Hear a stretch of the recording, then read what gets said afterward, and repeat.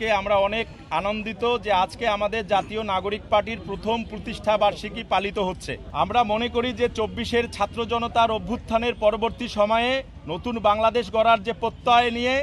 এবং নতুন বাংলাদেশ গড়ার যে স্বপ্ন নিয়ে সারা দেশের সকল দলমত নির্বিশেষে এবং সকল পেশার শ্রেণী পেশার মানুষ